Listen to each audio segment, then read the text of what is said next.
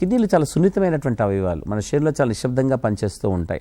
వాటి పని రక్తాన్ని ఫిల్టర్ చేసేసి కాసింత చెడు అంతా తీసేసి నీళ్ళలో కలిపి మూత్రం రూపంలో బయటికి పంపడము, లేదా కొన్ని 2-3 హార్మోన్స్ స్టార్టింగ్ నిశ్శబ్దంగా తయారు చేసుకుంటుంది. విటమిన్ డి కానీ, అలాగే ఒక ఎరిథ్రోపాయిటిన్ హార్మోన్ కానీ తయారు చేసుకుంటూ ఉంటుంది కిడ్నీ.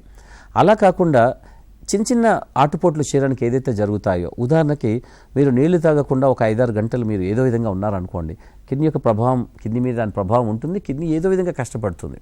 అది మీకు వెంటనే చెప్పాల్సిన అవసరం లేదు. చాలా నిశ్శబ్దంగా సూక్ష్మాతి సూక్ష్మంగా కిడ్నీ లోపల ఫిల్టర్లు అలా డ్యామేజ్ అయిపోతాయి.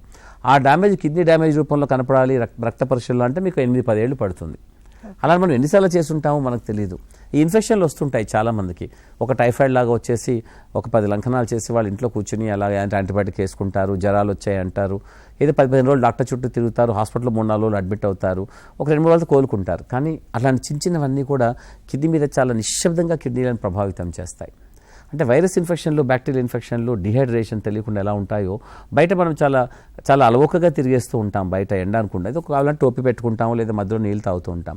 అలా చేయకుండా తిరిగే వాళ్ళు కూడా చాలామంది ఉంటారు.